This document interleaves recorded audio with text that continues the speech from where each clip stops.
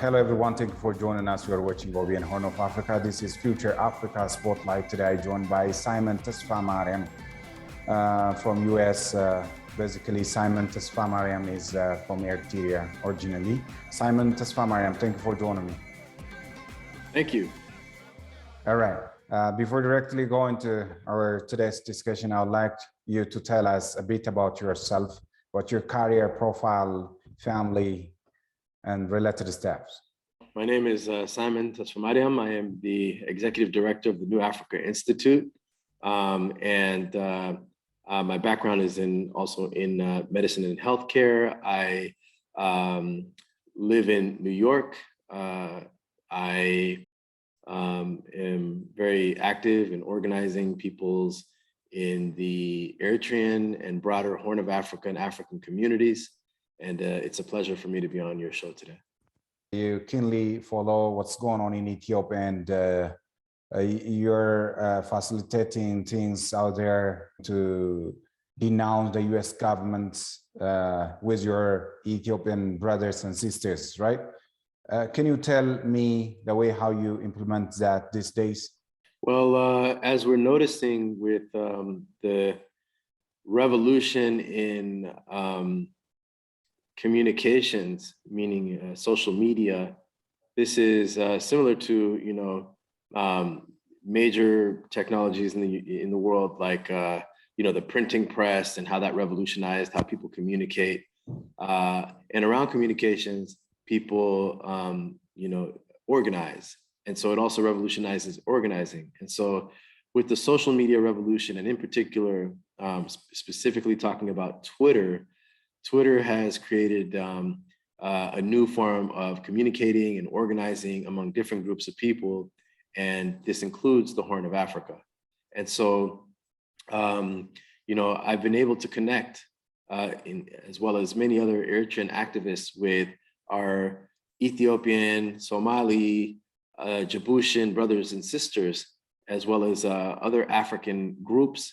And this has allowed us to share ideas, work together for common goals. And this is basically what's happened since this past year, where we've all been united in this horrific war against TPLF, initiated by TPLF. And so in response, we've collaborated, worked together to basically put an end to this war and to create peace and truly everlasting peace in the region. And so this is how we've began to work together, and are looking forward to continue working together. The Tigray province is by far nearer to the Eritrea, but these days Eritreans are supporting the federal government one way or another, right? Why Eritreans fail to support TPLF clique and Tigrayans at this time? Because they share common virtues, religion, culture, you see. Let me make it clear. I think this is a very important point. Before anything, we always have to remember that we are human beings. When we see something wrong in even a brother, a sister, a cousin, a neighboring nation, a neighboring group of people, neighbors, whatever, we have to revert to our humanity, and we have to think about our principles as human beings. And when we see something wrong, we have to speak up, even if they are close, and we share values and various relationships. So this is very much the case with what's going on in Tigray with TPLF and their relationship to the peoples of the Horn of Africa, including their Eritrean brothers and sisters. What they have done to the region, which includes not only their own people, but the Eritrean people, is create unnecessary suffering. And we believe that, we have to rid ourselves of this problem of TPLF, which does not have an agenda that keeps the best people's interest at heart. It is very narrow-minded, very selfish, and in the interest of the Tigrayan people as well as the Eritrean people. So it is simply speaking up and being on the side of justice and sticking to our principles. So I am just an Eritrean person. I'm not a government representative, but I do support the government's decision to back the federal government in its conflict with TPLF, because TPLF is, in my opinion, the problem for all of us in the Horn of Africa. Different global media these days are fabricating false propaganda and disseminating a false narrative about ongoing development in Ethiopia, right? And what are you guys doing in revealing the truth on the ground to the global community by co-opting with your sister and brothers from Ethiopia and elsewhere? Yes, the media has been unbelievably biased and in favor of TPLF, providing them diplomatic cover, allowing them to get away with a number of crimes, massacres across the region. And I think all of us are using social media and Twitter in particular to reach out to a lot of different communities that have been previously duped by TPLF and the mainstream media. When the conflict started back in November, I saw how so many people were instantly, either taking TPLF side or on the side of both, saying both need to de-escalate. And this was in spite of the fact that TPLF very early in the conflict had said that they started the war, and there was all the history that they had done, for the last 27 years, plus the 2 years in which they were out of power. And so this was well known to us, but not so well known to, other communities. And so Twitter has allowed us to have a voice and to organize each other and to really make our voices heard. And so I think we're winning now. I think this is best seen in the No More campaign, in which many people are coming out and saying no more. And that's allowing people to see where the Ethiopian people, the Eritrean people, the Somali people, Djiboutian peoples of the Horn of Africa, where they stand and what they believe about TPLF. And so this has been such a tremendous organizing tool, and we're going to continue to use it. Most political analysts in Ethiopia and in different parts of the world criticize TPLF and label TPLF as a Trojan horse that executes the US interest in the Horn region. And US government used TPLF as an instrument to balkanize the Horn region into small pieces. For instance, Eritrea is the result of this incident. Well, I don't necessarily agree with that viewpoint that it was TPLF that led to this, the independence of Eritrea. I don't believe that that's the case. But what I do know is that with TPLF, they were supported by the CIA. And I know that the CIA had sought to work with EPLF, where on the side of TPLF, we understand that they did, in fact, develop that relationship and work with people like Gail Smith, who helped them to funnel out 95 out of $100 million and use it for weapons. You didn't see such behavior on the side of the Eritrean People's Liberation Front. You saw a more principled approach to these sorts of things, and a just cause, which I think a lot of people in Ethiopia are now seeing, because with the benefit of having so much time during the struggle and after, to this very day, we see who was working with the CIA, who was unprincipled, who had a fake agenda, who was saying that they were out for good, but in fact they had an ulterior motive. The Ethiopian people are now seeing, and they're discovering that their Eritrean brothers and sisters were fighting a just cause. And even though we understand that it may have led to some feelings of maybe pain, or feeling as though there was a loss of a brother and sister, the truth is that this, in fact, has brought us closer together as peoples, because of the fact that Eritreans feeling as though they're living in a just society, despite all the obstacles and sanctions and all the stuff that's going on on account of the United States and imperialism. they have created a society in which they can, create more, where they have more control over their affairs, and they can better engage Ethiopians in a way that leads to a more harmonious collective Horn of Africa. And so you're seeing it with this conflict where Ethiopians and Eritreans are uniting and working together to defeat a common foe, and not just in regards to like war and conflict, but also I believe it will lead to collective development and prosperity of both nations.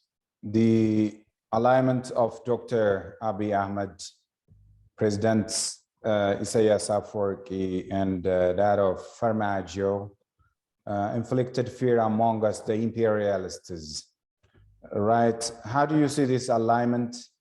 And how do you see the fear of the expansionists, meaning the imperialists who strive to maintain their hegemony in the Horn region? I think that this is a very historic alliance, a very important historical moment for all three nations, which we are familiar with in that they have a history of conflict among each other. And the thing with having Eritreans, Ethiopians, and Somalis together, it is sort of like what I like to call a holy trinity. When it's just Eritreans and Ethiopians, there's a feeling as though, there's maybe a return to the past, and the feeling that, going back to pre-1991 sort of days, when it's just Ethiopians and Somalis, you have this issue that goes back to the 1977 war and the Ogaden and this kind of thing. And, there's still some animosities from those days. You have, when it's just Eritreans and Somalis, they may have some kinship, but, they're separated. And when you have Eritrea, Ethiopia, and Somalia together, however, you have a very, very powerful bloc where each one of these different powers, they create a balance, and they make each other feel comfortable. The Somalis feel very comfortable with this arrangement, with the inclusion of the Eritreans. The Eritreans feel so good, with the similar arrangement with the Somalis, in an arrangement with the Ethiopians. So it just creates this perfect balance. And I like to call it a holy trinity. And I don't want to exclude Djibouti. Djibouti is also a critical element here, but it's a stepwise process. And so now we've come to this historical moment where all three leaders are on the same page. They're nationalists. They believe in developing their countries in a more self-reliant orientation. And I think what's going to happen is that you will see a lot more integration economically, in terms of security, in terms of potentially the politics. We can go down the list. Socially, I think, is another important dimension where we share our cultures, we share food, we share so many different things. And this is just the start of a beautiful relationship. And so to see this tripartite alliance, it prevents external forces such as those in the West that have given us so much grief, from basically getting a foothold and creating a proxy force like TPLF. When we are on the same page, it's harder to create another TPLF and using that as a way of keeping us down and leveraging us and exploiting us. So this is very critical and important development for the Horn. Parallel to the actual war, which is waged by the TPLF, that is being undergone to confront the federal government, there is a hybrid war waged by the Westerners, particularly by the US government. How do you see this hybrid war, which is intended to weakening the federal government of Ethiopia and weakening the nation? I mean, we are seeing in real time the effect of this hybrid war. And, I think it's kind of like with diamonds, you know, if you take you know, carbon, like coal or you know, other forms of carbons, you give it pressure, what will happen over time, it will become a diamond. Pressure creates you know, a stronger and more resilient entity, and I think that this is the case with the peoples of the Horn, that in particular in Ethiopia at this moment, you know, there's just intense psychological warfare telling the people that there's you know, TPLF was on the outskirts of the capital despite being 300 kilometers away. It's like an insult into the intelligence of the people. It infuriates them. It makes it look like their country is in a much worse condition than it actually is. And the people know it's based on lies. And so what it does is it opens the eyes of people who previously would have had closed eyes, thinking that, oh, the US is just a, you know, jolly old good friend. But when really it is working to destroy the country and to exploit the people. So the people resist, they, you know, they become stronger, tougher, more resilient. And that's the case right now. And so I think hybrid warfare has strengthened the people of the Horn of Africa. Especially the US government used to appreciate Dr. Abiy's initiatives when he came to power on those very first days. Later, they changed it into another notion and started to criticize and denounce his move. And they chose to support the terrorist TPLF. Still, the PM is resisting them and advancing forward with amazing caliber and resistance. How do you see his resistance in not surrendering to the West influence? Yeah, we definitely saw how they turned on Prime Minister Abiy Ahmed when you know, they discovered he wasn't the guy that they thought he was. They gave him a Nobel Prize, and you know, a lot of the language that the Prime Minister was using was really, you know, language that was very you know, appeasing to the West, you know, and at that time he didn't have control over his own security forces. He didn't have control over much of the nation, and so he needed to build that, and it would take some time. And so in that process, he was saying things that the West thought was, you know, or led them to believe that, hey, this is our guy. But what they discovered over time is that Prime Minister Abiy Ahmed put the people first, not the United States, as TPLF did. TPLF put the United States first. They put their own narrow interests first rather than the people's. And so when they discovered that this was the case, that's when they were out to get the Prime Minister and to take him down. And that's why we're seeing them so much in support of TPLF and wanting to push for their return in spite of the impossibility of that ever happening again. So, you know, statements early in the war where, you know, he says things like, you know, where Ethiopia will not be threatened for coins, and, you know, to the EU, that was a very important moment, I thought, in Ethiopian history, for him to make such a strong statement, and then to then later say that they're going to reassess the relations of the, you know, with the United States, and also when they're being told to do certain things to Eritrea, to basically isolate Eritrea, he right away, in very strong terms, says, you know what, Eritreans were there when nobody else was. You know, a friend in need is a friend indeed.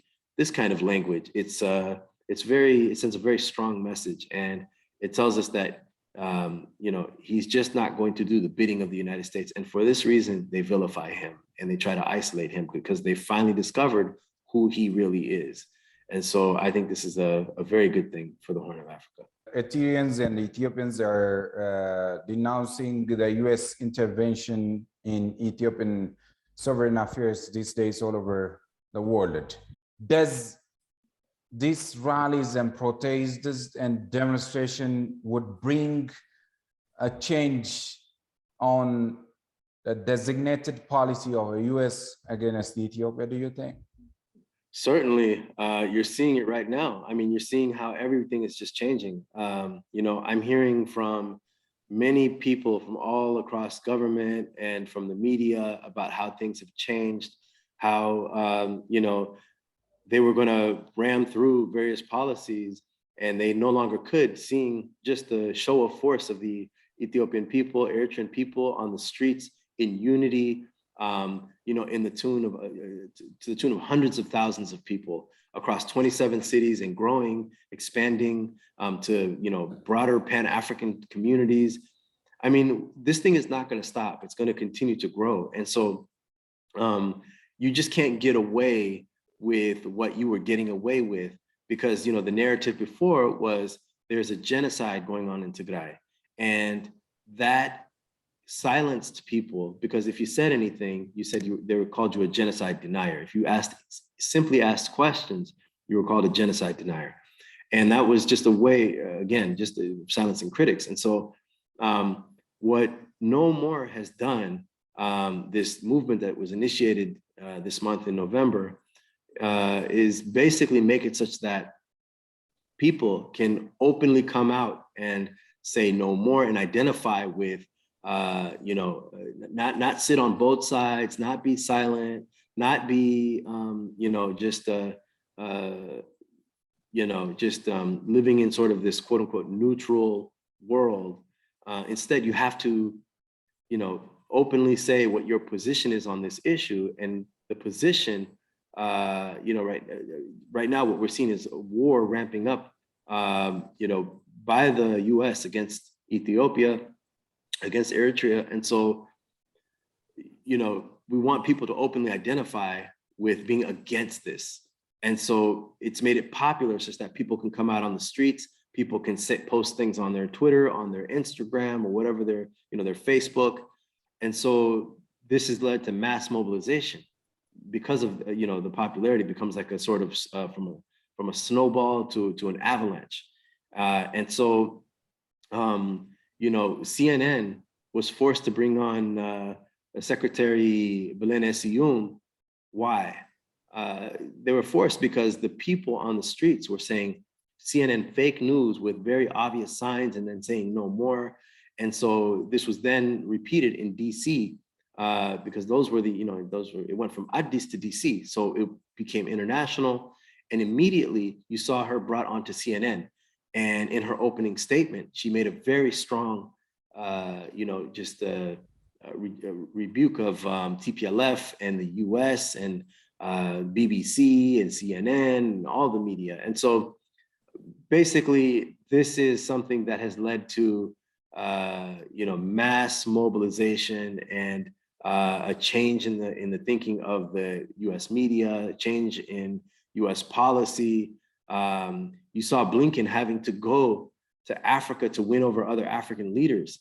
And while there, he was embarrassed, honestly, you know, unable to win over support, because these African leaders have to answer to a lot of people in the streets who are saying no more and showing that they're going to challenge them if they say anything that goes against them. And so it makes it hard for them to pick a side with the United States, which is, again, like I said, trying to ramp up for war against Ethiopia.